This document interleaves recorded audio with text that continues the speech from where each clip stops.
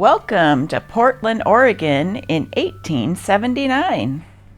There were many businesses then, such as a broom shop, Portland Wire and Iron Shop,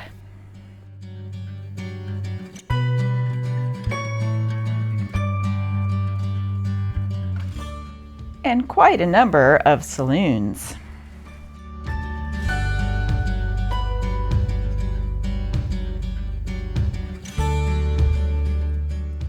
And a few local beer makers.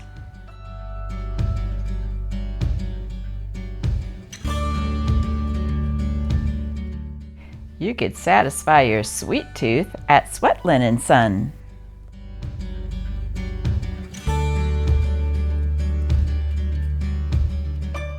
There was a booming forestry industry in the surrounding area.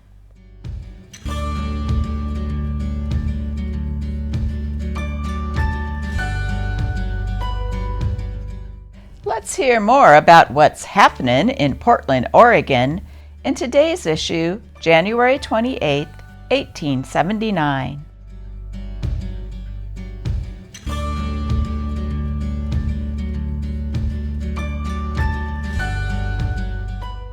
Police Court. The following cases were disposed of in the police court today. Larceny continued, Thomas Birch, H. Harris, L. Lakin, H. Jacobs. Assault and battery continued, H. Mace. Drunk and disorderly, A. Kelly, $5. R. Gallup, $10. A. Sutherland, $20. T. Glennon, $5. J. Madison, $10.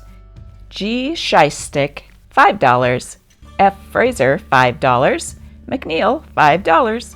Keeping an opium house, Ah Gin, $5. Ah Hin, $5.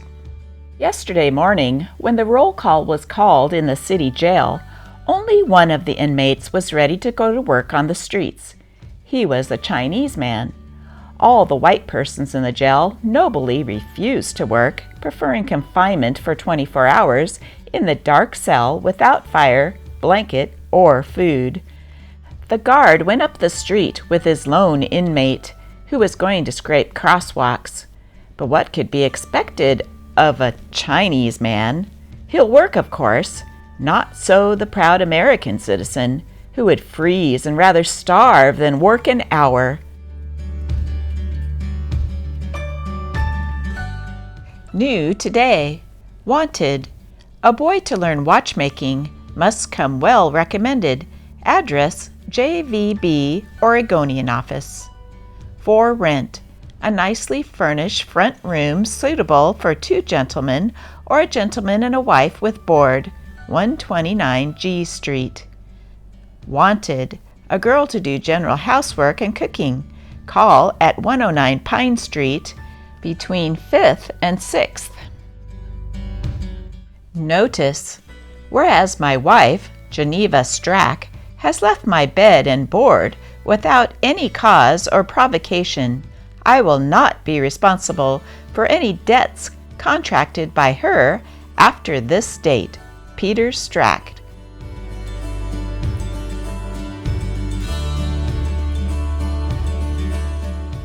A break for freedom.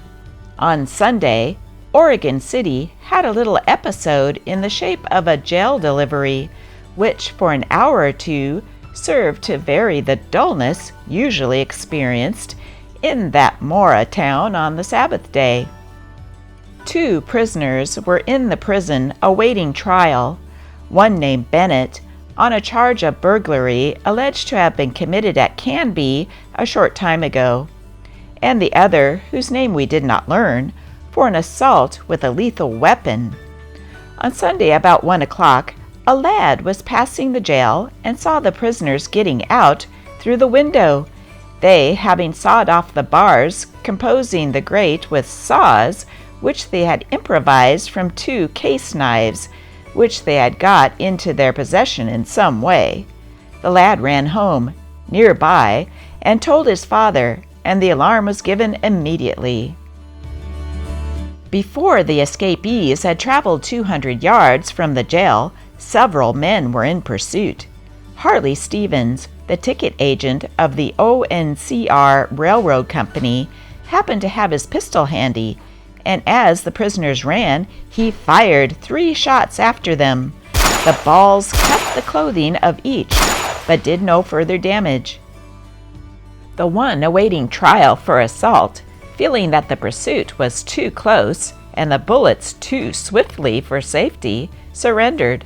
But Bennett kept running, and being fleet of foot, succeeded in dodging into an old shed in the south side of town, where he remained hid for a little while.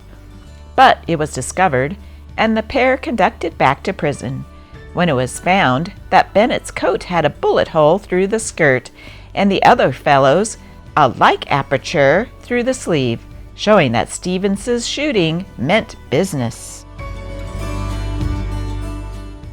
The new carriage brake to the public.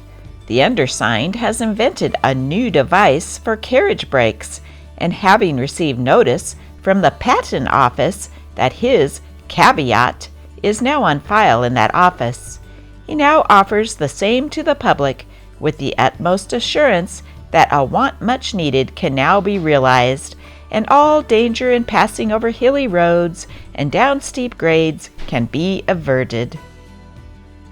For the manufacture of these brakes, call on Mr. Snyder, opposite J. Honeyman's Foundry, Front Street.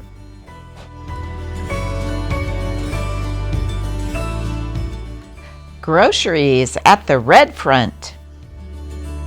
6-pound box of starch for 65 cents.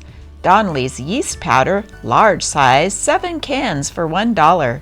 Axle grease per can, 15 cents. White sugars, 8 pounds for $1. Codfish tongues and sounds per kit, $2.75. 167 First Street between Morrison and Yamhill. The Earth's Bulge. The Congress of the United States is to be asked to appropriate a large sum of money to prosecute a geodetic survey of the Earth's surface. This survey, it is expected, will discover the bulge, if there be a bulge, and ascertain the extent of the wobble, if there is a wobble, and thus forever satisfy the curiosity of mankind. The exhibition is to be purely scientific, and no reporters will be permitted to accompany it. The survey will occupy 25 or 30 years, and the infant children of those who read the Times today will, unless Congressman Clover objects, eventually learn whether the Earth is a perfect oblate spheroid or merely an ellipsoid of 3 axes. Mount Shasta at sunset. At the show window of Sanborn, Vale and Company on First Street can be seen a large and very handsome oil painting just fresh from the brush of that very clever young artist, Mr. Edward Hill.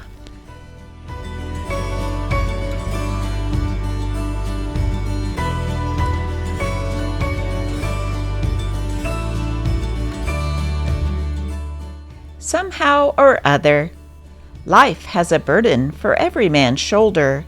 Some may escape from its trouble and care, miss it in youth, and 'twill come when we're older, and fit us as close as the garments we wear. Sorrow comes into our lives uninvited, robbing our hearts of their treasure of song. Lovers grow cold, and friendships are slighted, yet somehow or other we worry along. Everyday toil is an everyday blessing, though poverty's cottage and crust we may share.